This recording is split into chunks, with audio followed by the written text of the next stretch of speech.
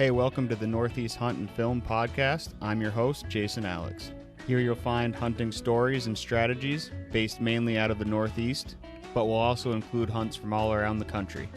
If you can hunt it and you can film it, chances are we're going to talk about it on here. Enjoy.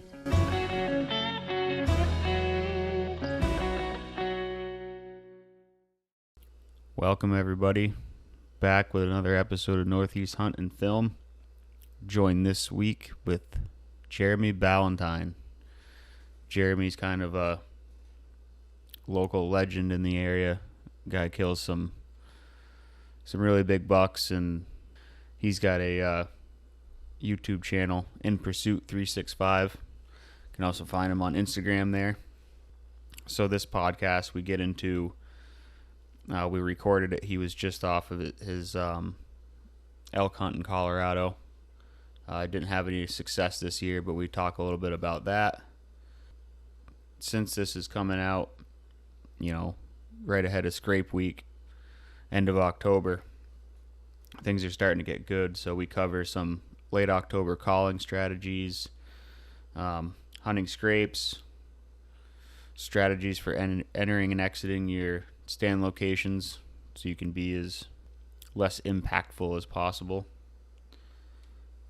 We discussed thermals, having a lot of backup plans because things change, how doing your homework is king, scouting is king, dressing properly for longer sits. You basically got to go in freezing your butt off and then get dressed at your tree so you don't work up a sweat. Hunting new spots and how it's important to be super aggressive in new spots so you can learn them quicker, rather than being cautious and have it take 2-3 more years than it should to learn a spot. We get into some shed hunting, we get into some tracking, get into some buck stories. This is one of those where you get your pad and paper out because there's a lot to be learned from it. My proof is in the deer. He's a very good hunter, and you can definitely learn a lot from him. So like I said, we're getting into late October. Things are starting to get good. Massachusetts, or my zone in Massachusetts, is open now. It opened on the 18th. I'm recording this on the 22nd. So I'm getting out there tomorrow, Saturday, after work. Got a good buck in the piece of woods that I checked the camera last week, and he was close to daylight, but I also saw 2 cell cams in there, so I think I got some company, but that's okay. I'm going to go slip in, and I got 2 cameras in there, and I'm going to check and see what the activity looks like. I think, honestly, if it's still nighttime activity, I might back out. I might just do some scouting. I just don't want to screw things up when it's going to be really good the weekend after. So, yeah, excited for that. And then Sunday will be my last bow hunt in New Hampshire, because the following Saturday, I'll more than likely be in Massachusetts, but the following Saturday, muzzleloader opens. And yeah, no sense in carrying a bow when you can carry a gun, as far as I'm concerned. But I'll still be bow hunting Mass on Saturdays and gun in New Hampshire on Sundays. Unless I tag out, then I'll have to pick the bow back up until I can go to Vermont, I guess. No plans on shotgun hunting Mass. I don't have a slug barrel for my gun, and just, yeah, I'll stick to the bow down there. But so before we jump into this podcast with Jeremy, kind of a heavier note. The community around here lost a good person. Actually, it was the 18th, the day Mass opened. Craig McCulloch. I've known him my whole life. I was best friends with his son growing up in grade school and stuff, and we kind of went to different schools after, and I'd see Craig around, and we have some mutual friends and stuff, but Craig was a really great hunter. He worked for Bowtech. He went out and hunted elk in Colorado and whitetails in the Midwest. And more importantly, he was a father, a husband, and a friend. The community around here is really devastated with the loss of a good dude. So I think we as hunters are kind of closer than we are apart. We're more of a community. Even when you don't know one another, it's easy to stand with each other because we share a similar passion. So whether you knew Craig or not, I'd like you to join me in a moment of silence and remember Craig's life. And then we'll jump into the podcast here.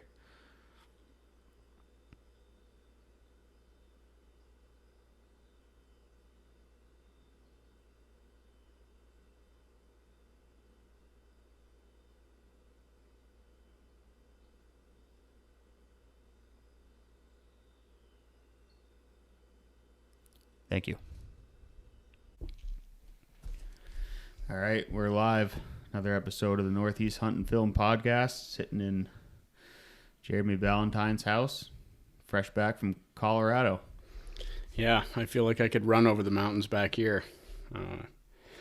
We had a good year out there, just couldn't seem to make it happen, but we got to play the game a few times.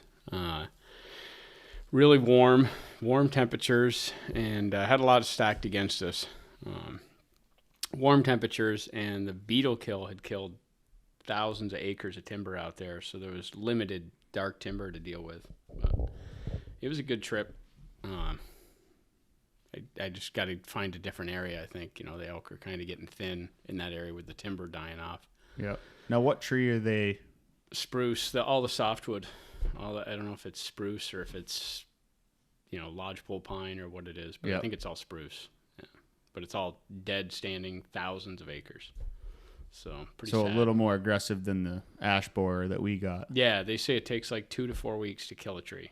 Jeez. Once the beetles get on them. So made it a little bit tougher for us. And, but we still were able to find elk. There's a lot of pressure. It's 6% success rate to kill an elk in Colorado. So I'm still around 80%. So we got to one really good morning. We got to play the game. We had a destination in mind. There was this lake that was probably about 2 miles back. The key to elk, and especially when it's warm like that, is finding water. So we're headed back to hunt this lake, and it was just cracking daylight. We're about a half mile, 3/4 from the truck, and this bull bugled off, and he cracked off kind of below us.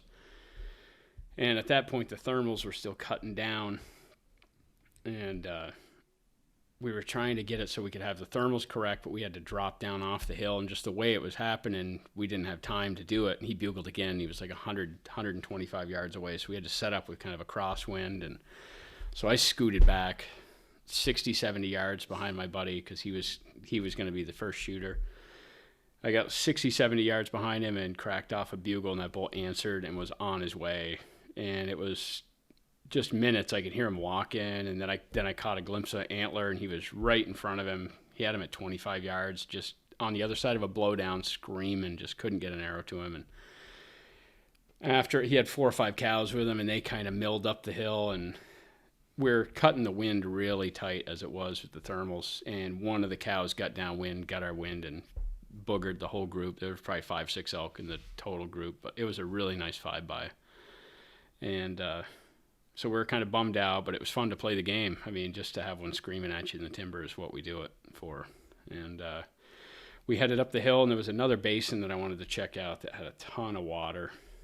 And headed up that way, and we're almost dropping down into that basin, and the thermals are still cutting down, so I wanted to stay as low in that basin and kind of worked my way up into the top of it. And calling, hadn't heard a bugle, and walked right onto a beautiful bull, like I don't know if he's a 6-point, but he was definitely a big 5. And it was like 30 yards. Come around the bend in a log road, and boom, we run right into each other face to face. And he boogers and runs up the hill, and he's got a raghorn with him and a couple cows. And immediately when you spook elk, you want to bugle at them or call, because if they didn't smell you, they don't know what's going on, you know. So I bugled to him, and I heard him stop running. He didn't run hard anyways. So I bugled at him, and then, you know, raked a tree a little bit, and I could hear him starting to, you know, walking and coming back, and I could see one of the cows headed my way, mewing like every 5-6 steps. She thought we were elk as well. And she walked right into like 15 yards, and he's behind her but hung back about 30. And man, I had him within 35 yards for 5 minutes and just could not get an arrow to him. He would chuckle and he would scream, and dark timber, just wicked thick, and just couldn't get an arrow to him. And the thermal stayed good. He never smelled us, and that other raghorn bull that was with him didn't end up coming in close enough, didn't get a real good look at him other than the initial encounter. But none of the elk smelled us, so I figured we were good to go. Got to be really warm by midday, so we're like, oh, we'll come back in the next day and work these elk from a different angle, and nothing. That whole basin was just dead silent from there on out. It was full of wallows and rubs on trees the size of your leg, you know. I don't know where they all went, but that was like how it all went the rest of the trip. It was like as soon as we'd find elk, they'd bugle a couple times and then be totally quiet. We couldn't find them again. So is an elk rub like similar height to a moose rub? Yeah. They'll hook on. You know, they'll rub trees anywhere from, you know, the size of an inch in diameter all the way up to 6 inches. You know, same as moose, but they'll do a lot more of them. You know, they'll bend over trees, and then there are usually a lot of rubs right around the wallows. So they'll leave a lot of sign. Especially when it's hot like that. Yeah, when it's hot, they're right around water and dark timber. So what is it like? Because I've heard, you know, people struggle with it, adjusting to the altitude. Couple days, and then you know what you're in for. You know, everyone kind of adjusts to it differently. Like my buddy that was with me this year, he had asthma. So a couple times we hiked up over 12,000 feet, you know, and he's like, there's no air to breathe. Yeah. Your legs still want to go, but you just can't breathe. So it just takes you that extra second to get your breath. And then do you hunt at a certain elevation and sleep at a lower one, or? Yeah, we sleep. This year we rented a cabin. And the cabin was at like 8,000 feet, so we didn't stay in a tent this year. You can get a lot better rest, and the cabins are like dirt cheap, the ones that we found at the bottom of the mountains, so... You're only driving 20. Better than a 10. Absolutely, you're driving like 25 minutes up into the mountains to hunt. So we're hunting off of spur roads and hiking mainly from the truck per day, because it's like, you know, 3 or 4 miles is about as far as you want to pack an elk, anyways. So I try to shoot one within 3 or 4 miles of the road, especially about 12,000 feet. Yeah, yeah. There's no air. A lot of times, you know, it's a lot of work, but it's there's nothing like it. It's the most exciting thing. Dude, I want to go. It's the most exciting thing you can bow hunt in the world. It's such a fun game to play. I'm going to make my way out there someday. Yeah. You got to do it. The younger, the better. Yep. But that gets me prepped for deer season. Yeah.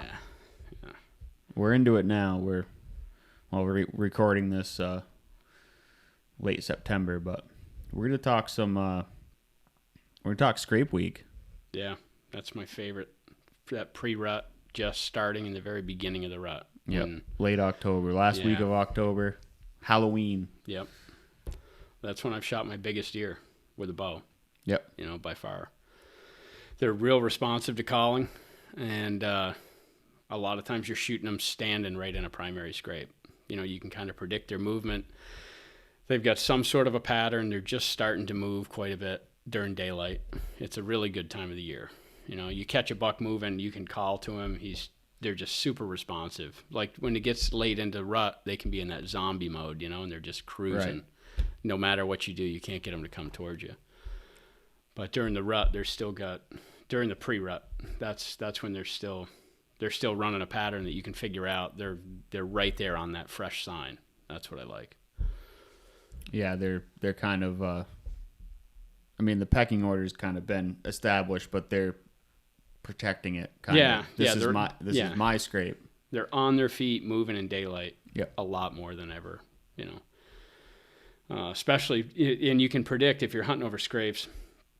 A lot of times, I have really good luck right after it rains. Like if you get 2 or 3 days of rain and then boom, it clears right off. Yep. you want to be especially in the with like stand. a cold front. Yeah, you want to be in the stand like right after it gets done raining. It seems like they just want to be the first one. They know that scrape is all pounded down with rain. It's like the first thing they want to do is get back there and freshen that scrape. And I've killed a pile of them doing that. But that's the magic time of the year. So are you messing with like all day sits, or you just kind of like, well, my camera tells me he's mainly showing up daylight in the mornings, or are you just kind of... It seems like on scrapes, I have really good luck in the morning into like 10, 11 o'clock, maybe touching on that midday part. And then it seems like if I shoot a buck on scrapes in the afternoon, it's well before dark. It's like I don't seem to have a lot of activity right at that dark like you would. Like when I'm hunting them early season, when they just start making scrapes or when they're still on a food pattern, a lot of times you're shooting those bucks. Even if you're hugging the bedding area, you're shooting them right at the end of closing. Yep. It seems like those bucks are on their feet, and I get a lot more good broad daylight. Shoot them 2 hours before dark, in the afternoon. So I get a lot better daylight opportunities that last week of October, first 5 days of November. So it's almost like a 9 to 3. Yeah, it's would be it's a good... Really, it's any time they could come cruising through there. I get pictures of them at 1 o'clock in the afternoon, sometimes working a scrape. So it's you never know. It's all weather related, but as long as it's cold and it's that time of the year, you got to spend as much time as you can in the tree. But on the other hand, you got to make sure you got a good clean entrance and exit. You can't be burning out your good rut spots or hugging a bedding area too tight and spooking the family group of does that are in there.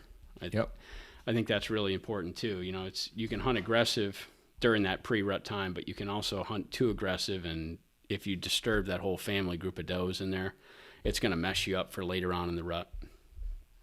So I always try to keep that in mind. That's what makes a good stand site for me, is if you don't have a clean entrance and exit where you can get in and out of there without being detected, it's not that great of a stand site. It's a one-time, 1 or 2 sits, and then you're done. The deer will have you figured out in a couple sits if you don't have a good, clean entrance and exit. Like one of my favorite ways to enter a stand is if I can walk a brook or a seep coming off the hill, and I can stay in water, and not only are you lower in the contour of the land, you're kind of out of sight, out of mind, working your way up that mountain, but it's nice and clear. It's kind of easier to walk that way in the dark because you can just follow the water for the majority of the way, and you're not leaving any scent, Yeah, and if the water's colder than the air, it'll pull your thermals all your down. thermals are getting dragged right down. Yeah. So that's a good 2 cents right there. Yeah. And thermals are a thing, hunting the deer that I'm hunting around real steep mountain terrain. So I think thermals are definitely underrated. There's one mountain in particular, I've killed several good bucks on this one funnel. And it doesn't matter if that wind is calling for out of the north, out of the west, out of the east. You get on that side hill, you are dictated, unless it's coming straight out of the south, because it's a south-facing side hill. Unless it's coming straight out of the south, you're going by thermals. So first thing in the morning until about 8 o'clock, till that sun really hits that side hill, all your thermals are carrying down. As soon as that sun hits that side hill, it doesn't matter if that wind is coming at any direction, your thermals are going up the hill. Yep. And, you can see that by dropping milkweed, whatever, and you can see your thermals. So that's a really good stand. And a lot of times it's a mile and a half back from the road. So I don't have any real first thing in the morning daylight activity there. Most of the deer are coming through there 8 o'clock on. So it works out perfect with the thermals. I can sit there with that and know that those thermals are going to change. Gets to be 8 o'clock, 8:30, and those thermals change and start pulling my scent uphill. Most of those deer are not showing up until 9, 10 o'clock. I shot a really good buck there last year, and he didn't show up till 10, quarter after. And thermals were cut. There's no way that deer could get downwind of me because the hill's so steep, and it goes up and over the hill, and there's no deer sign on the backside. It just works out really good with thermals in that particular spot. And then in the afternoon, you sit on the lower side of that funnel, and the thermals are just dragging down off that mountain, like hard. And as long as you get the deer above you, you're good. And the hill's so steep, even if the thermals are dragging down, you still got a ton of elevation on the deer that are below you. So it seems like that's a really good bulletproof stand. Like I can hunt that 4 or 5, 6 times and have deer walk by and know I never have to walk onto the funnel. Yep. Works out good. Yeah, you gotta love it when you find those spots. That's what the hours and hours and hours of scouting is. Yeah, and sitting there, not quite the right tree, and having Yep. a deer come through and booger you, and then I just need to move. If I could go like 100 yards down the mountain or around the side of the hill, then I get a little bit better wind current. You know, it's just you got to hunt a spot. I always said you got to hunt a mountain like 3 or 4 years before you really start to figure it out. Yeah, I've heard and that. And then once you hunt it 3 or 4 years, you really start to get the bugs worked out of it, and then you really start killing the deer on it. You know, that's what I've noticed, and that's when it gets really fun. And then it's time to go learn another one, because then you've got that one figured out. Now you just got to wait until there's a giant there, and then you can kill him. And then figure out 5 or 6 of those mountains. That's the whole plan. That's what I've been trying to do in mass, is figure out 5 or 6 good mountains, and then when there's a giant on one of those mountains, he's in big trouble. Yep. Then I can kill him. So. Yep. Obviously, it's mainly cameras you're discovering these spots with, but you do a little bit of shed hunting. Yeah. Now, in the big woods, does that can't tell you much about a spot because. Well, the shed hunting, you're not going to find where I'm hunting. Most of my deer all migrate, so I'm not finding sheds where I'm going to kill the deer. Right. But the cool thing is having, running trail cameras. I like to just get an inventory of what there are for deer around, and I'm trying to find a particular size buck to kill. I'd really like to shoot something 4 or 5 years old plus, and I'm trying to find the biggest set of antlers I can find on the mountain, really. But it's fun to have pictures of a buck, even if he's 2.5, 3.5 years old, and then find his sheds 4 miles away. And it's like, oh, well, I know where he hangs out in October. And if you can keep track of that buck, you found his sheds, so he's obviously not dead. If he's a 3-year-old buck and he's 100-inch 8 or 110-inch 8, whatever, who knows what he's going to be at 4? Well, you've got that deer. You know where he's going to be in October. You know where his fall range is. So even though you're finding his sheds, the sheds are just, I just like it as confirmation that he's alive. And now if I happen to have a picture of him, boy, now I can go back and try to find him. Or better yet, I find sheds off of a big buck, and I'm like, well, where does that deer live? And then I can start looking at different mountains 3, 4, 5 miles away from there that I may have never hunted before, and I can go search those mountains, and maybe I'll find that buck. Maybe I'll find another one even bigger. But it kind of fuels my fire to go find that buck that I found the sheds from. Yeah, so, for sure. And I'll split my time between spring scouting and shed hunting, because they're usually totally different things. When I go shed hunting, I'm going to where the deer are wintered. They may migrate 4, they may migrate 10 miles to where they're going to winter, but they seem to keep going south until they hit the big rivers, and they like to winter on those south-facing side hills. So I'll spend a lot of time shed hunting, and then I'll also go into my areas that I hunt in the fall and do spring scouting. I'm not expecting to find a shed in there because those deer aren't even in there after December. Seems like by the end of December in a lot of my areas, there's a ton of snow and the deer are gone. They know where they need to be for the winter. So once it gets to be, the end of December, those deer are all down where they're going to be shedding their antlers. We've got up to 1 foot to 3 feet of snow sometimes. Yep. Well, the good thing is all that snow, all it does is just protect all that sign that they laid in October, November. Then you can go back in there and you can try to figure out what you didn't know the year before. You can walk right into areas that you suspect are bedding areas, and you can find beds, you can find rubs, scrapes. You can put together a lot of the pieces of the puzzle because there's no foliage. You can see the lay of the land. Everything's laid out like a book. You just got to know how to read it. And yep. I have figured out more deer in the spring and then put that into practice in the fall and killed those bucks first 2 or 3 times I hunt them. And a lot of it's because of, going in there and saying, oh, this is where those deer were bedded. I was thinking the bedding area was over here. Or you could be like, wow, look at this finger ridge that comes down. I never even knew this was over here. It's covered in scrapes, big rubs. And man, you put a camera on that next year and look, wow, that's where that buck is walking in daylight. I'm only getting a picture of him once a week. Right. He's walking here every day. This is how he comes up there to bed. And it's just putting those and putting those pieces of the puzzle together. And even if you kill that buck, the next time there's a big buck in there, he's going to be doing the similar stuff. There's a reason that buck's doing that. That's allowing him to live 4, 5, 6 years. It works. That's a good system. Buck habitat. Yeah, he's figured out how to. Yeah, he's figured out how to use that lay of the land, and he's not going to be the only one to figure it out. All the other bucks that come into there are going to figure it out if they get some age on them. So it's and that's the fun part for me. I figure something out like that in the spring, and I'm amped all summer to get back in there and hunt. It's like, you figured it out. It's like the light bulb come on. It's like, I can't wait to try to kill that buck this fall. And then you found his sheds, he's still alive. It's that's how it all comes together for me. So your big wood spots, as far as bow hunting, how many days will you devote to a spot? Because you can't go in there one day, oh, I didn't see anything, and then leave, because they have such a big territory. It might take 3 days. Yeah.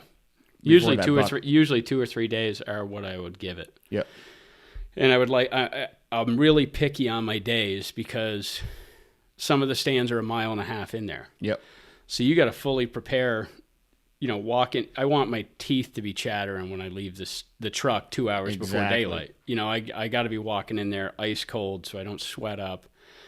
Because I'm a skinny guy, I freeze if I'm sitting on the stand, if it's cold. Pre-rut is nice because that's another reason I like it. It's because it's not 10 degrees, but it can be. Yeah. But you got to prepare to walk in there and not get sweated up. Or if you do get sweated up, you stop 200 or 300 yards shy of the stand, and you put on new base layers, everything, so I don't freeze. So you're dry, yeah. Yeah.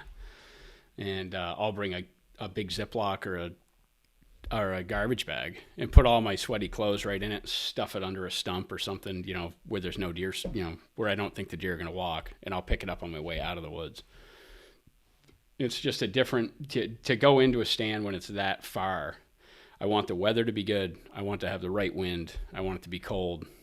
I'll pick and choose my days and do quality over quantity. Yep. And a lot of times that'll pan out way better. If you can go in there and hunt, you're hunting on a mediocre day with with light and variable winds are the worst thing you could possibly hear on the forecast. Yep. I want 10, 15 mile per hour winds. They're consistent. You can count on them. Even in mountainous terrain, but it seems like if you have that 15 mile per hour wind, 10, 15, then you can count on it. If it's light and variable, that's when you get the wind will stop and it'll actually pull back, and your thermals get all messed up and everything. So I really pick and choose my days, and sometimes you can't be too picky, because you'll get a warm streak where it's 6-7 days and it's prime to be in there to kill that deer. You just got to figure out, either take a stand in with you and try to figure it out when you get in there. You got to get risky at some point, but I hate pushing the envelope when it's still early, like before that November 10th. You can push the envelope, but it's just like, man, I've got good bucks in there. I know how those deer, I know I can kill them. I just need the right day to do it. So you gotta ask yourself how many spots you got to burn. That's why I do a ton of scouting, because if you can find 5 or 6 mountains that are good, that you have good bucks on, well, you can. Which one could I afford to burn out? I'm gonna go risky on that buck. I think I can kill that buck, and then I'll find a particular one, and I'll, if I spook him, then I'll hunt that mountain back during the rut, when the rut's really cranking, because there's different deer coming in there all the time. Yep. But during the pre-rut, when I'm trying to kill a particular deer, that's tough, because they still got their guard up. Yeah. at least somewhat. Yeah. I mean, but it's the they're best still- time to kill a particular one, I think, that last part of Yeah. October. For me, anyways. It is.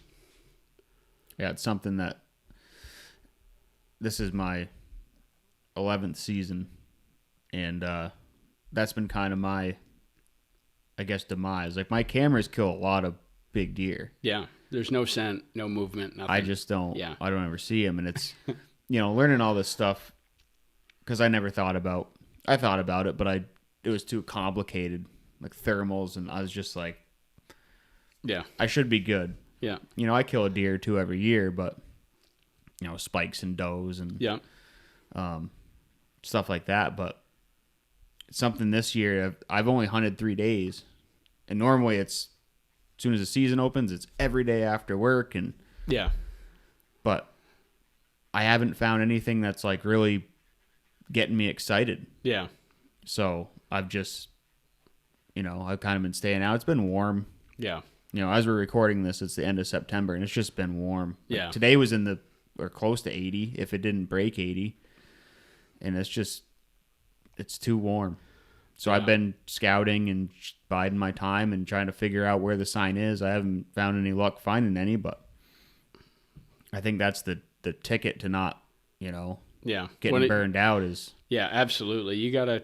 The older I've gotten and the more deer that I've killed, and I'm firm believer in quality over quantity when it comes to sits. Yeah, for sure. But you gotta balance that. You gotta have some areas that if you want to hunt, you can go hunt, and it doesn't really matter if you booger the deer up. That's why. Yeah, go try to kill a doe. Yeah, whatever. or another buck that you know about that's maybe not high priority on the list, but there's a good one on that hill. You've either got sheds from him, or you've got pictures of him, or there's unbelievable sign there. Perfect example would be is if it's a new mountain you just found. If it's a new spot that you just started hunting and you're not sure what's there for deer or whatever, who cares if what happens? The only way You're 2 years from learning the spot anyway. Yeah, the only way you're gonna learn how to hunt, the only way you get better the only way I have is by screwing up. Yep. The only way you can get better is by making mistakes. So the spots that you've got learned and save those for when you get the perfect days.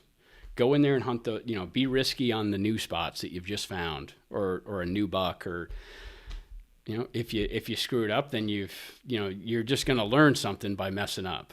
If you don't learn something every time you make a mistake, then that mistake was just made pointlessly. Right. But if you can make a mistake and then you can sit back and just be like, okay, this is what I did wrong, and just analyze it. That's why I don't get a lot of sleep during deer season. It's kind of usually analyzing any mistake I make, but it's that's for me. That's my mindset on it. If I just found the spot and it's a new buck and I had this first year I've ever hunted him or whatever, I may be way more aggressive on that deer than tried and true my really good, confident pre-rut funnels and prime scrapes that I know I can kill deer on. I'm going to be super selective when I hunt those. But my new spots, to learn them, I plan on making mistakes. And that's one way to go about it. Once you learn a couple spots, save them, as your ace up your sleeve. And then when you want to hunt, but the weather's not good, go be risky on those new spots, Yeah, because it's exciting. It's a new spot, and you absolutely. Yeah. it, And it may pay off. You may go in there, be a super risky move right in there, super tight to that bedding area with an iffy wind. It's kind of a light and variable wind, but those thermals are going to drag off in the afternoon. Get in there late, so you got thermals that it's that last 3 hours of daylight. Get in there so you're right at that last 3 hours, so you got thermals working for you. I've had that pay off. But you may spook him. Yep. But it doesn't matter. You haven't burned out your best spots. Those best spots. You're going to get a good day the very end of October, first 5 days of November. You're going to get that perfect day to go set that primary scrape. And that buck's going to come through because it's going to be a good day. You've picked the right wind. It's cold. Barometric pressure's up. He's going to move. You're going to shoot him. And it's worked out that way a bunch. So Yeah, and you've run cameras in the snow. How many deer tracks go behind? Oh, the camera misses a ton. Yeah. Yeah, you can't count on that camera telling you what every buck that's on that mountain. It's just a tool. Yeah. Yeah, it's just a tool for me to try to find a buck that I want to hunt.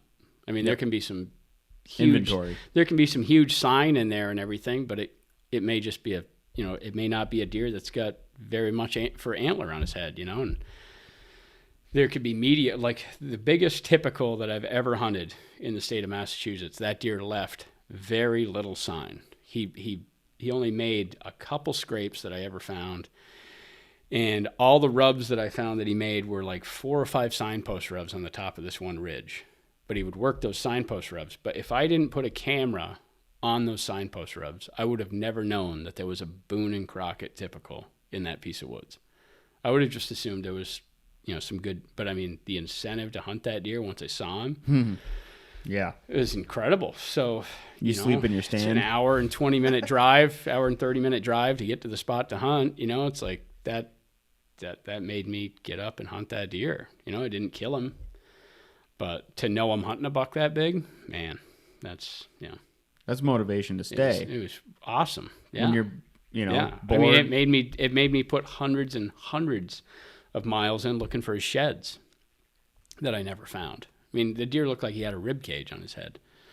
He was huge. I don't know how big he was, but he was 170 plus. But it's like you'd have never known that deer was that big because there wasn't. I've hunted spots where there's way more sign than that. The bucks have got it all torn up. There isn't a deer in there over 120 inches. Yep. But there was a world-class deer on that mountain, and I had a ton of pictures of him. But well, that's just kids versus adults. Yeah. The 2-year-old bucks are kids. They're, absolutely. I'm going to rub every tree, and I'm going to chase all these does around the first week in November, and then, come the 15th, whoa. Yeah. Oh, there he is. Yeah, Okay. absolutely. Yeah, we'll stay. Here's your doe, buddy. Sorry. Yeah. And that's another thing about where I hunt in Mass is a lot of deer don't have big feet. Like some of these deer their antler score is more than their body weight. Yep. And so, you can see tracks you can look at a scrape and there's a buck track in the scrape and you're like, that's a 140, 155 pound deer, He could be 140, 155 inches as well and 5 years old. They just don't have a big body. That's another thing. Cameras tell you that, So I think Mass might be one of the most underrated states for bow hunting. For me, I like it because deer. I live right on the border, so I like it because Vermont is only a 1 buck state. Yep. So I'm waiting for snow in Vermont 99% of the time. I get snow on the ground. I know where there's some good bucks. I'm going to go find a buck and track him. But for pre-rut, New Jersey public land is phenomenal. Actually, some of my best bow bucks have been shot in Jersey on public land. And that's the same thing. There's phenomenal security cover down there and tons of food. Big oak ridges, soybean fields down by the rivers, and this is all public ground. Anybody can hike it. And big steep ridges. You can get away from people. There's not that many people that are willing to walk a half mile from the road, especially if it's steep.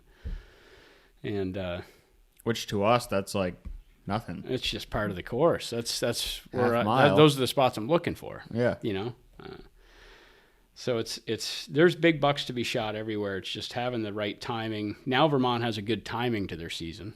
You can hunt right into the pre-rut. Before, I think we were the only state in the country that was hunting white-tailed deer, that you couldn't hunt deer from the last week in October to the first 8 or 9, 10 days of November. They got to figure it out. It was just absolutely insane.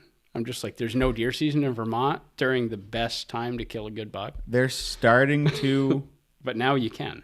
They're starting to, and they need just to admit it. Yeah. They need to adopt New Hampshire's laws.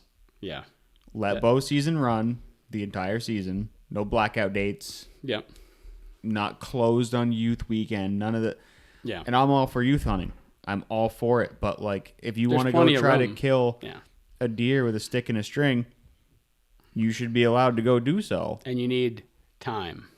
You need time for it to happen. When you got such a short season. Vermont, if a state's changing their laws every year, Yeah. how long has it been? I asked Timmy this question. How long has it been since New Hampshire's changed their season? He's like, I don't know. Been that way Been most that of way my life. forever. Yeah. And they have a way better buck to doe ratio. They're shooting Boone and Crockett deer there every year. Look at Neil's. Yeah. Neil shot a 192-inch deer in southern New Hampshire. I mean, that's a... And that deer was old. Yeah. He was that big for a while. Yeah. It's not like all of a sudden he just blew up one year. Yeah. In Vermont... And I understand northern Vermont because of what happened in the 80s when they introduced doe hunting and like the Benoit said, the hills just ran red. They just slaughtered all the does. And big time, yeah. But southern Vermont, I mean, really no excuse. It's getting a lot better. It is. I mean, it's. I think the spike horn law helped. Yeah. I think Vermont's, in my lifetime, it's definitely the best it's ever been right now as far as finding bucks to hunt. The past 2 bow seasons are the first bow seasons that I've actually, seen multiple bucks during bow season. And, the deer numbers aren't that high, but we've got good feed. And I didn't find any winter kill deer this year, which is, we've had some easy winners. Yeah, we've had some good winners. So we've got oaks. With the acorn crop and apple crop that we got this year, there's more food than there are deer to eat it. That's for sure. Now we just need a couple of light winners. Yep. There's turkeys everywhere. They're like the plague right now. But yeah, southern Vermont has acorns. That's what I think. That's the main reason why we shoot bigger antler deer in the southern part. And they got really good logging up in the northern part. They shoot heavier bodied deer. Of course, the further north you go, the bigger the bodies get. Right. Naturally. But Vermont is basically 2 totally different zones. The northern is totally different than the southern, so. Yeah, the first buck I shot tracking was in the Northeast Kingdom. Yeah. 2-year-old, 163 pounds. Yeah, it's crazy. Yeah. He had a big foot on him. Yeah. I'd have thought he was 180. Yeah. But he was just a squirrely little 5-point. And to be quite honest, I jumped him and he was tearing across the woods and I shot. I was like, I hope that wasn't a spike. Yeah. I mean, he had like nothing on his head. Yeah. But he was a 5-pointer, but. And I've shot 5-year-old bucks down here that are 165. And that's as heavy as they're going to be. Yep. It's just, that's just as big of a deer as they're going to be. It's hard to shoot a 200-pounder in the southern part. They're rare. I mean, they're here, but they're super rare. I'd be surprised if there was, if you took all of southern Vermont, say like from Rutland down. Yeah. I'd be surprised if there was like half a dozen. Yeah, they're rare. I don't know how many. There's probably a lot in the 180 range. There's a lot in that 160 to 185. Yeah. That's a good buck in the southern part for body weight. Yeah. Most of my big ones have been right at 170. Yep. You shoot one over 180 pounds, that's a... Yeah. Yep. You did good. Yeah. That's a heavy deer for down here. Yep. No question about it. Now, if you shoot one that's 180 pounds, Thanksgiving Day... He was a 200-pounder. There was your 200-pounder. Yeah, absolutely. Yeah, especially in October. Especially right now. End of September, early October, he was probably 210, 215. Yep. He was a heavy deer. I shot a buck last year in Massachusetts, and it was December 15th. I shot him with a shotgun, and that deer was like a 120-inch 8-pointer, really good mature buck, heavy antlers, but he would be hard pressed to weigh 135 pounds. Yeah, he was skin and bones. He was run down from the rut. Those deer on that really steep terrain, man, they're going up and down hills. They're burning so many calories. They're just, that's why it's so easy during the rut to kill them in funnels, in saddles. Those deer are running those ridges so hard. The steeper the terrain, the easier it is to kill them deer, I think, because they use every advantage they can to move around those mountains because they're burning so many calories. They got to use every saddle. They got to use the lay of the land to move around easier. That's why I really like hunting that steep terrain. Yeah. I don't have the hunters. I don't see anybody. If I'm in the steeper the terrain, whether it be Vermont, Massachusetts, New Hampshire, New Jersey, the steeper the better. You don't see the hunters, and I can predict how the deer are moving around that mountain a lot easier. So I think that helps a lot. When you're in farm country and everything's kind of rolling and flat, those deer can kind of mill about, and you need a major terrain feature to kind of funnel them. And with the mountains on that steep terrain, boy, you can find a lot better terrain features in a lot of different spots. You can find them right on a map and then walk right in there. Boom. Yep. That's look at the deer coming through here. Yep. So you're hunting that like kind of upper third. Yeah. You're not on the ridge top. No, upper third, like right about a quarter, a third of the way down. Like this magic funnel that I have that I've killed 4 really good bucks in this one funnel, all within 200-yard spot. And 3 of them have been out of a stand, and 1 of them was tracking. And I actually tracked him right through that funnel. That's kind of how I found it. And tracked him right around. I shot him in his bed, where all the deer bed on the end of that knob. It's really shelves out, and it's all plateaus and hemlocks and ledgy and really thick mountain laurel and stuff. I caught him in his bed right on the end of that ridge. But that really steep stuff like that, man, it's a beautiful bench about a third of the way down the hill, and the bench flows all the way around the hill for about a quarter mile, and it goes right into the bedding area. And if you look at that bench on a topo map, you can follow the contour line from that bench. The bench kind of peters out and stops, but it's still a side hill. You can follow that contour line for like a half a mile, and it goes through the biggest saddle in that entire ridge.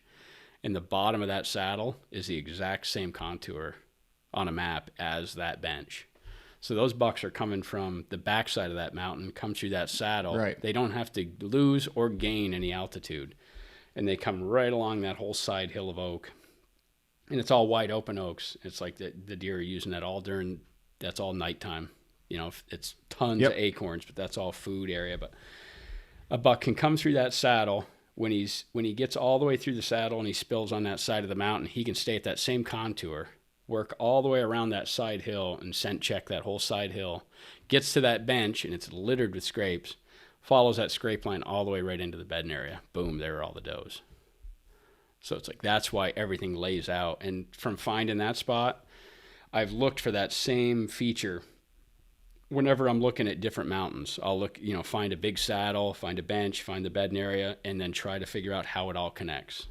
And now, do you want to be the first one, like you in there, like middle of September, like mock scrapes? Yeah, I went in there before I went to Colorado. Yep. I went in there August 25th, and I opened up a scrape, and I put a cell camera on it. There have been bucks working that scrape 4 or 5 at a time just about every day since I opened up that scrape. Even right now. This morning, there was an 8-pointer in that scrape an hour after daylight in the morning. And this is mass. This is mass. Yeah. If it was New Hampshire, you're like, damn it. If it was New Hampshire, that deer would have been dead this morning because I'd have been there. I'm just not hunting New Hampshire this year. I'm going to gun hunt New Hampshire. My plan is to hunt Vermont during October, guide a moose hunter, the rifle season, moose season, and then I'm going down. I'm going to bow hunt Mass and bow hunt public land New Jersey. And after I get done bow hunting and it's around Thanksgiving, I'm going to chase the snow. Yep. I'm going to go to either the Adirondacks. If they got snow, I'm going to go to Maine. They will. They get that lake effect. Yeah. They'll probably have snow in October. Yeah. I'm either going to go to the Adirondacks or I'm going to go to New Hampshire or I'm going to go to Maine, or all 3 if I got time. I don't know. We'll see. That's why I've been on Timmy.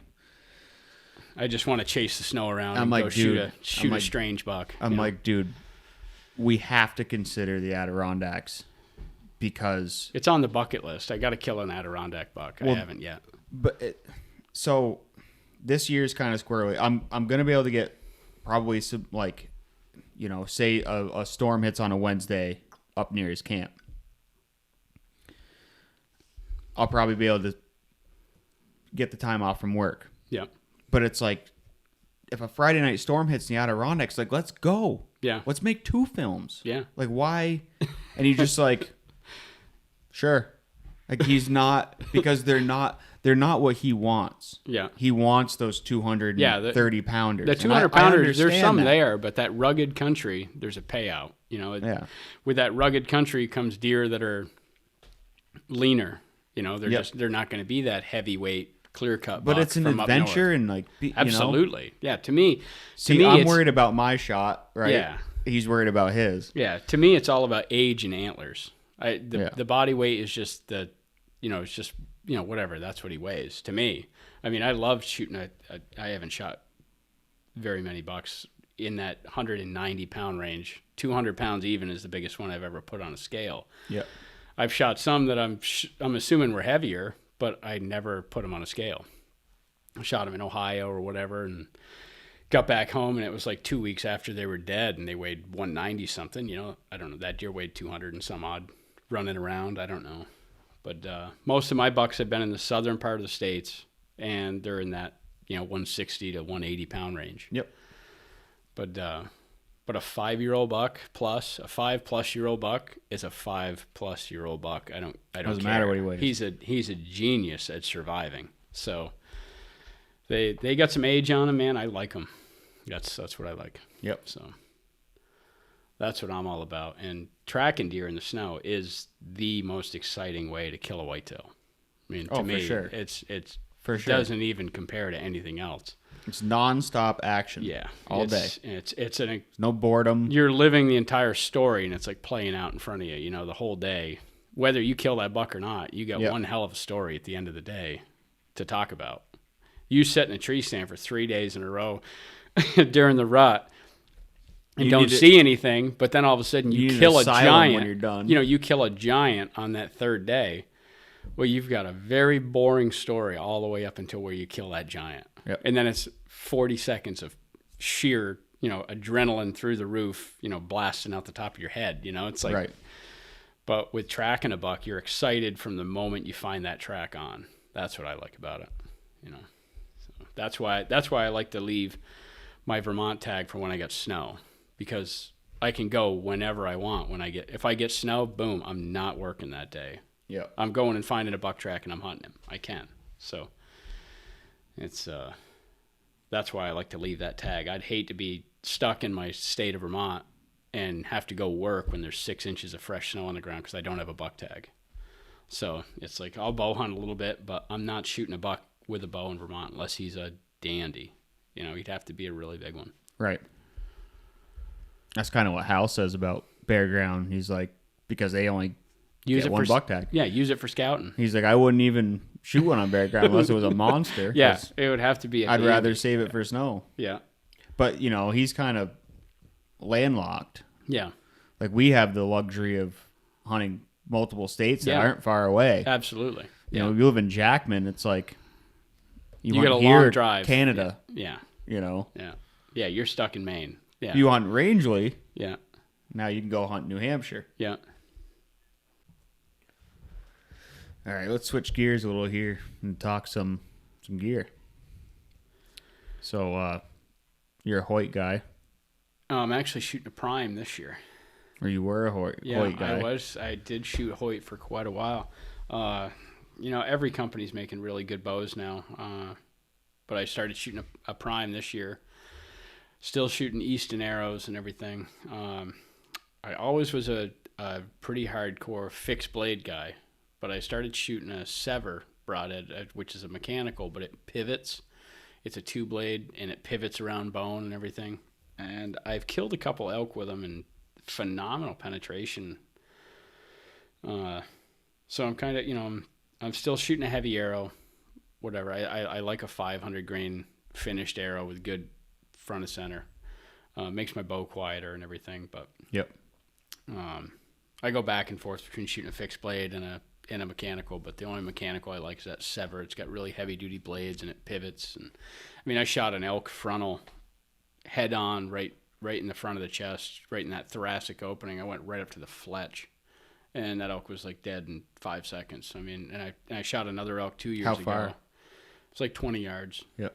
That's about as far as I would take a frontal. a 20-yard in.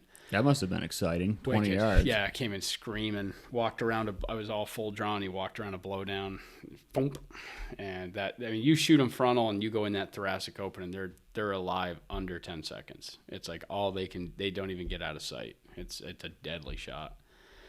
But I shot an elk 2 years ago at like 47 yards broadside and just zipped right through him like he wasn't even there. And that was with a 2-inch mechanical.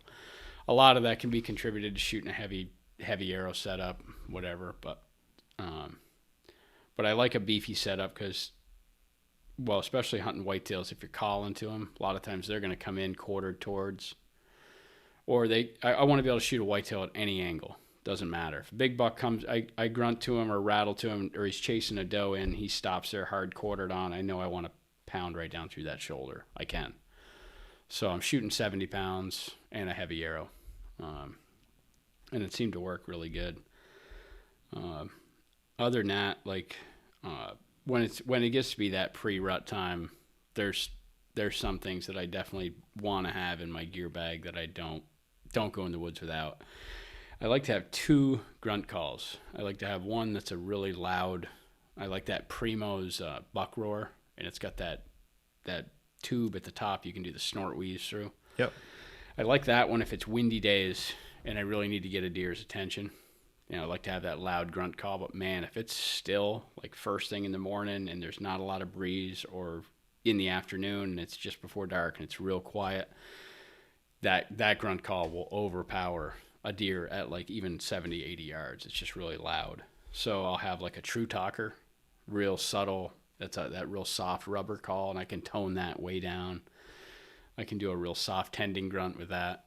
And, calls are key, and I think calling too much, sometimes they can pinpoint exactly where you're at in the stand, so being able to call just loud enough so they can hear you is key to, helping you out quite a bit. What's a good rule of thumb of like when to start? Is that like first cold front in late October, or how do you I don't do a lot of blind calling at all. I won't blind call very much at all until it gets to be right into the rut. I may do some rattling, blind calling and stuff like that, but I like to call to a deer when I can see him. Okay. Because I want to be able to see how they're reacting to that call. And if I grunt to a buck and he snaps his head up and he's looking my direction, I'm not calling again, because that's when they can really pinpoint exactly where you're at. Wait till he starts to walk again, then grunt to him again. If you're just blind calling, there could be a buck just out of sight, and he's standing there listening. He's listening to the whole thing going on, and he knows exactly where you're at when he walks in. He knows exactly where that call was coming from. So you can overcall and it can screw you up. But one important thing I have during that pre-rut time is a set of rattling antlers. Like, even if you don't use them, there are a couple bucks that I can think of, but one in particular just a few years ago that I would not have killed without antlers. There's no question in my mind. It was a super cold morning. It was November 13th, and it was 13 degrees. I remember it was the same temperature as the date. And that was bib type weather. So I've got bibs and a heavy jacket and stuff. I go in dressed really light, and I get all the stuff on. You get dressed at the base of the tree, get up. I'm freezing, and it gets to be about 9 o'clock in the morning. And it is pretty calm that day, but the woods is like cornflake leaves. Well, I can hear a deer walking for 5 minutes before I can see him, and I'm just like, I know that's a buck. He's just trudging, not even stopping. Crunch, crunch, crunch, crunch, crunch, crunch, and you could hear him coming.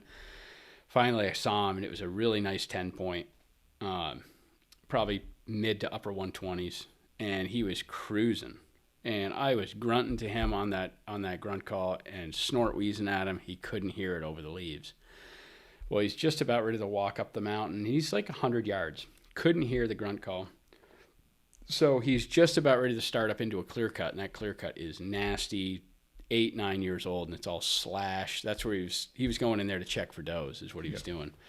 And there was it was when I was hunting that huge typical, and there was a line of signpost rubs coming right out of the corner of that clear cut going right by the stand. And I'm surprised he wasn't walking that that run that went up by all those signpost rubs. So he was just cutting across the top of he was just walking from bedding area to bedding area. He didn't really care what was in between. He was just covering ground. He had freshly broken tines and everything. He had a particular attitude about him. And he wouldn't hear the grunt call. So I hung the bow back up. I reached down. I grabbed my rattling antlers just as he started into that cut and clashed the antlers together and rattled for about 5-6 seconds. And I stopped. And when I stopped rattling, I couldn't hear him walking anymore. I'm like, he's standing right there listening. So I hung the antlers back up, and I snort wheezed at him. That deer you could just hear him in the leaves spin on a dime, grunted, and sounded like a dirt bike, and he's come right down out of that cut. And I was like, there, I got his attention now. But you never got his attention without those rattling antlers, you know. And he came out of that clear cut, and I remember he had his ears slicked right back and hair bristled right up. As soon as he got to that first signpost rub out of that cut, he just dove right into it head first, and he's just raking that signpost rub, raking it, and he stopped hooking the tree for a minute, stopped making all that noise, and I grunted to him again. He just whipped his head right off of that signpost rub and chugged right down that scrape line, that rub line, and I shot him at 20 yards.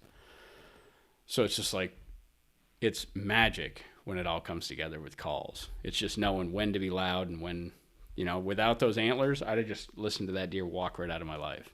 You're right. But I was able to get his attention with the rattling antlers, and then he was listening. Then once I had his attention, he was listening. Man, those mature bucks, if you snort wheeze to them, I've had some of the best reactions with a snort wheeze. And, I mean, that's what killed that deer. No question about it. Yeah, and that's that time of year. Yeah. That was what he was wanting to hear. He was either wanting to go in there and find a doe that was coming in, or he wanted to fight. I mean, when I found that deer at the end of the blood trail, he had freshly broken tines. I mean, he had one tine that he'd broken like an inch or two off of the G3. And I was just like, I bet it's right by that signpost rub, because he crashed into that so hard. I looked around that rub for 20 minutes thinking that was where the end of that tine was going to be, but I bet he broke it fighting. He just had the attitude to fight. I mean, he came out of that clear cut and his ears were all just slicked back and his hair was on end. He was just angry. It cost him. You know, you just caught him in the right attitude, you know. And it's a good time, man, when all that comes together. Yeah, for sure. Well, I look forward to some of those days. Yeah, absolutely. It's just putting in I put in so much time scouting. I have always stuck to the saying that I put in 80% of my time scouting, 20% hunting when you're trying to kill a deer out of a stand. Scouting's fun. Yeah. Hunting's for me it is. Hunting's boring. Yeah. Well, the scouting makes the hunting intense, but I choose when I'm trying to kill a deer out of a stand, I choose quality over quantity. And it's really starting to pan out over the past 5 years. And bounce around so much. With snow, you got to hunt when there's snow when you're trying to track a deer. Yeah. You got to hunt when there's snow. Whether it's crunchy, whether it's wet and makes a lot of noise, whether it's perfect powder, whether there's no wind, whether there's a ton of wind, you got to hunt when there's snow. But when you're trying to kill them out of a stand, I really pick and choose my days with the particular deer. But other than that, calls are number one thing I wouldn't go in the woods without. No question about it. I try to walk to my stand without a light. That's another thing. If I do, it'll be like a green or a red light. I hate shining a light around in the woods, walking to or from the stand. I just don't think, I've walked right by deer without a light on in the dark and heard them spook, and they only spook and go just a little ways, and they don't really freak out. Like, I'd much rather spook a deer when it's completely dark than during the day. So, and I think it spooks them a lot less when you don't have a light on. It might not. It might just. That's just my opinion. But having a good backpack for me to be able to do those sits where I'm hiking in a long ways to the stand, you got to have a backpack you can put all your clothes on. Yep. So you using one of your elk packs? Because I recently got the Mystery Ranch, the pop-up 38. Mm-hmm. That's what I'm using for saddle hunting because Yeah. I put my sticks underneath it and I put my platform in behind the pack frame, and Yeah. I got all my. It's actually it's a 38 and it ain't big enough for all my camera gear. Oh, camera gear is crazy. Yeah, you got to And- have another backpack entirely. Yeah, I'm for learning that. I have an old it's a belt pack, but I think I'm gonna put it on, wear it like frontwards, Yep.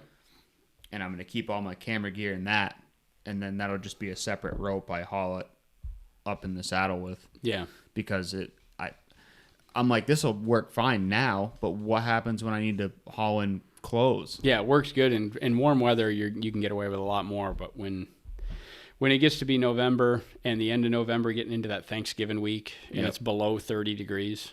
When it's below 30, if I'm going to sit there, if I'm going to sit there head, for camera, man, I need bibs if I'm going to sit there for more than 5-6 hours. Yeah. And that Thanksgiving week, that's the colder it is. Those are the days you want to be sitting. Those funnels, you're going to have that buck cruising through at noon, 1 o'clock, and you're going to, and I cannot walk in there at like 8 o'clock in the morning and get in a stand. I got to get in there before daylight. It's just I just feel like I'm deer hunting. right? But I have had it happen a lot during the rut where I'm just like, you know what? I could probably just sleep in and take my time and get up onto these ridges. These bucks are moving from 9:30 to 2. It's like, that's the magic time. I don't have to get up at 3 in the morning and drive down there and then hike an hour and a half in the dark and get in that stand and freeze until that sun comes up. But I think it's all part of paying your dues. What's going to happen is you don't do it one day and you're going to go check that camera and there's a monster came through, 20 minutes after daylight and you weren't there. And you're going to feel guilty for sleeping in. Or you kill one at 11:30 and you go, the plan worked. Yeah, absolutely. It could happen. Yeah. But I'll save that for when I'm running late. Yeah. If I'm running late, I just feel guilty going in late. So I want to get in there early and just put my time in. Because that's all that's paid off for me. Is just working hard at it. In the spring, I don't know how many hundreds of miles I walk in the spring. And I'll go back and forth from shed hunting to spring scouting because they're usually in two different mind frames, Yeah, you got to slow down to shed hunt. Yeah, and I'm in a totally different area. I'm not where I'm hunting. True. Yeah. The deer they're totally in a migrated spot for shed hunting. Now because I've found a few sheds and it weren't by looking for them. Yeah. Actually, I found a match set, probably 115-inch 8. Yep. Riding my dirt bike. No kidding. On my buddy's farm. We were in this old pasture and we were doing wheelies up this hill, and I turned around and just right where I turned around, I almost stepped on it because you put your foot out, Yeah. I was like, huh. So I picked it up and I held it up to them, and they were like, what? So parked the bike and we all looked 50 yards. There was the other one. Yeah, there's the other one. Yeah. Yep. Cool. But you got some deer that shed early. yeah. There's some deer that shed in December. So in all reality, you could find a shed where you can kill some of them deer. But in these big woods deer, a lot of them are migrating miles before they drop their antlers. So you looking for certain elevation, or you looking for south and east facing slopes? Yep, I and hear that a lot of times they'll migrate south until they hit the first big river. Okay. And they love to winter, on south or east facing slopes facing a river, and oak. They want to be in there eating acorns. And it's good to have thermal cover. It's good to have a little bit of hemlocks mixed in. They need some thermal cover. And I find the bulk of my, I was talking with a buddy of mine, Brandon, this spring about finding sheds. And there's a lot of country that is perfect, that fits the bill. Southeast facing slopes covered in oak. You can walk in there and there's acorns all over the ground. There just weren't any deer in there. And then you can walk 2 or 3 ridges over, get into a whole nother basin, and boom, there's 50 deer in there. And it's like, well, why didn't they like the other one? I don't know. But the one key element that I found with finding good sheds is there's water there also. There's running water coming off those side hills. And I don't know if they're at the point of where they're open all winter long, but I mean, one morning this spring, I was in a deer yard and I found 7 fresh antlers that one morning. And every one of them, I could hear water running from where I found the shed. And it was a little spring that's always open, flowing down. I think those bucks are just, they're always bedding right by that water. They're feeding, they're getting water. Even in the winter, they need water. So, Oh, yeah. So you need all the elements on that side hill to really make it a good wintering side hill. And the good thing is once you find one, that you can go back there year after year after year. That's where those deer winter. And I mean, I can walk into some of those yards every year, and I know there's going to be 50 to 60 deer in some of those yards, and it's just full of deer. There are deer there that have come 10 miles to winter there. So there's a lot of sheds you find that you'll never figure out where that buck is. Right. But the cool part is you'll find, I've found sheds off of bucks 2-3 years in a row, and I never figured out where the hell he lived in the fall. But it's like wherever he lives, man, there is no one hunting there. Or he has really figured it, and that's what keeps me looking, because I'm like, man, if I could ever find the spot that buck is living, that's another gold mine. Like, you could kill a good buck there every year or 2, 3, 4 years. Sometimes you find a good spot like that, you'll kill a good buck there like every 3 or 4 years, because it takes 3 or 4 years for there to be a good one there. But when there is a good one there, you've got it figured out. So that's the good part about finding sheds, is it keeps me looking and keeps me knowing that there's other big bucks out there. And there's other pieces of the mountain that I've never explored. Right. Other mountains, that, wow, there's a particular 8-pointer I'm going to try to kill this year. I've got 2 sets of antlers from him, and I could not find his set from this year. And I know he's alive. I didn't hear of him getting killed with a shotgun or a muzzleloader. But I've found his antlers on that same mountain for 2 years in a row, and I had pictures of him alive this past November. All the way into Christmas, I had pictures of him. So I'm hoping that deer turns up. If he died somewhere, then I didn't find his body. Or if somebody shot him, I didn't hear about it. But he was upper 130s 8-pointer. So I'm assuming I'd have heard about it. But the other thing you got to factor in is I've put all those miles into looking for sheds. But if both of those sheds are laying right next to each other, right, I could have walked 15 yards from them and never found them. So it's like, you can't say that you've covered that mountain looking for sheds. You never do. It'd take you all year. It's a long odds thing. Like that. Well, I'll be in there looking for sheds, and I found all those sheds. I found like 18 sheds on one mountain this year. I went back in there turkey hunting, and I mean, I have been if you looked at my Onyx map, it looks like you threw a handful of spaghetti on the map. Because I record all my tracks. Yeah. And then when I go back into shed hunt, I just make sure I don't walk where I've already walked, but I can walk close to it just to make sure I cover it. And I'll mark where I find every shed and stuff. So it helps me systematically kind of tear that whole hillside apart. And then I'll erase my tracks at the end of shed season. Well, I still had all the tracks in there, and I'm in there during turkey season. And I'm hiking that ridge, getting to the top to hike out into some maples to see if I can hear a bird. And as I'm walking through there, I'm like, I haven't walked this little section over here. It's all pines. But it's, I tried to stay in all the oaks or whatever. I walked through there, boom, there's a big 4-point shed. And I don't have the match to it.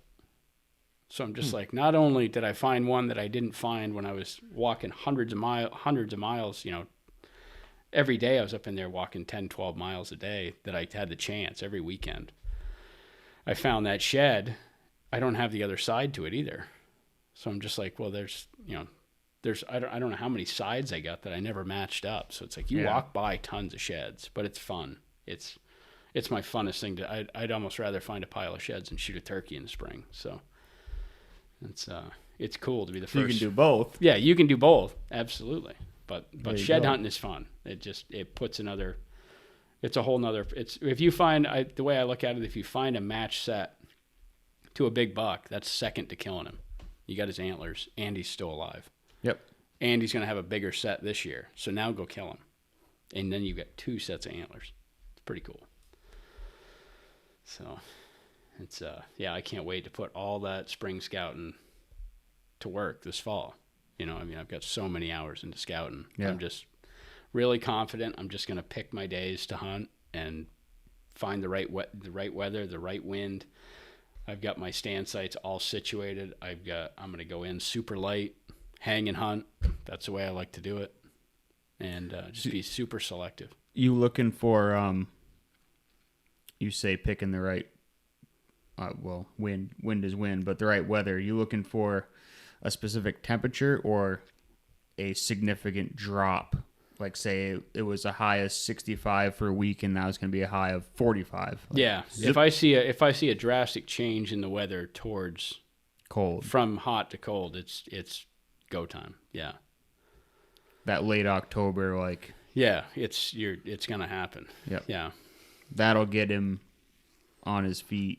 And I'll have 3 or 4 different spots in mind, and I'll look and I'll just be like, oh, it's a straight west wind. All right, this mountain works out best for the west wind. I'd really like to hunt this buck, but man, I kind of need a north wind. Or if it's going to be real, I know the thermals, it's going to be warming up during the day. I'll go hunt that spot where I get the thermals that drag my scent up the hill by 9 o'clock. I'll have all these spots kind of figured out, and I'll know by what weather's coming up what spot's going to be where I'm going to have the edge, because I need to have an edge. If you don't have an advantage when you go in there to hunt them, you're handicapped right off the start. So I have all these spots scouted out, but I also try to figure out what do I need to have happen to have my best odds of killing one in here. So that's another element to figuring out. Yeah. But in the spring, when I'm in there spring scouting, I'm prepping all those trees. I'll carry climbing sticks with me, and I'll climb up there, and I'll get my spot situated. So when I walk in there, I've got the tree all punched in on Onyx. I can walk right to that tree, and I know I got all my limbs cleared. I can get up there to that whatever height I need to be at. I'll make a mark on the tree with my saw or something, so I know what height I need to get at, and I know I've got shooting lanes right to that scrape. I can do it all in the dark and do it super efficiently. So it's just getting everything. I like to have all my ducks in a row and be as prepared as I possibly can be. And then I'm just picking my right time to strike, to try to get in there. And it's worked out pretty decent. But like we were talking about before, the only way you learn is by screwing up. And Yep. I am by no means done making mistakes. No one is, and it's the more mountains that I find, the more spots I find, the more mistakes you're going to make to learn them.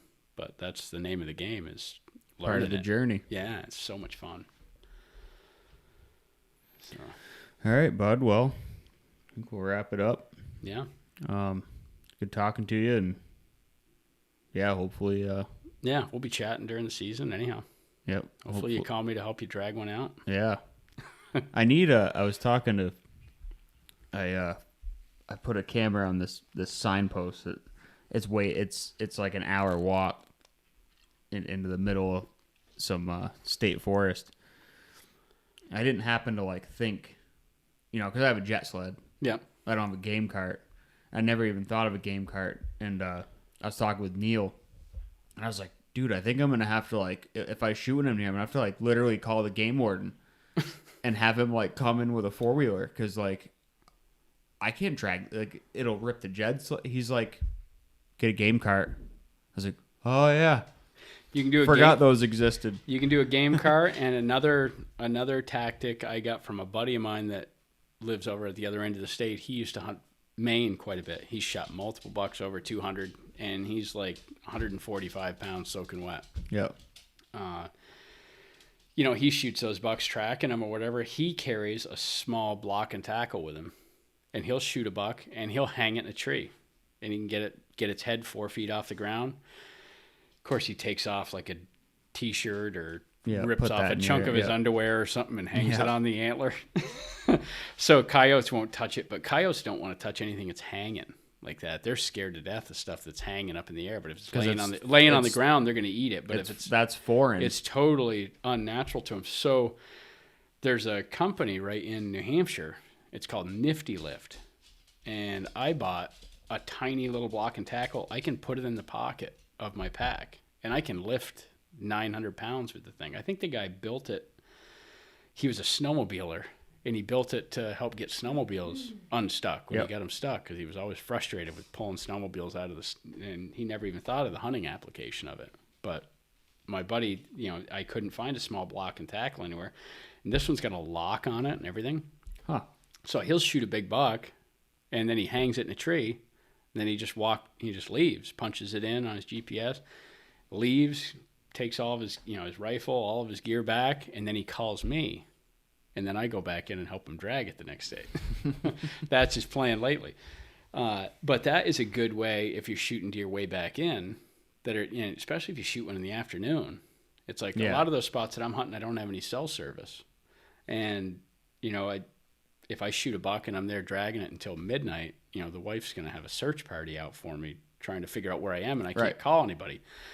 But if I could shoot a buck and then winch him right up into a tree, get him 3-4 feet off the ground, mark it, carry my stand, all my gear out, don't get blood all over me, carry all my warm clothes if it's November, carry all that stuff out, walk back in jeans and a shirt the next day, and take your time, drag him out in the daylight, and then you don't get a stick in your eye. Right. It's a pretty cool product that I got. So, but it's made right in New Hampshire. It's a nice local made thing. But that block and tackle idea, hanging the deer and then going back in, dragging them out the next day is awesome. That on bare ground, works really find good. someone with a game cart and then you got time. Yeah. You can get a game cart. You can reassess the area, look at it on a map. Oh, if I come in from this other road, don't worry about where your truck is then. Right. Just get out of there. Come back the next day, park in a different location. Yeah, you're hiking all uphill to the deer, but then you're dragging the deer all downhill. You can find better ways to get the deer out, and that works out really good because deer drag super hard on bare ground. That's why I love tracking deer, because you shoot them on snow, man, they drag nice. Snow plus jet sled equals. Oh, it's crazy. Heaven. It's absolutely.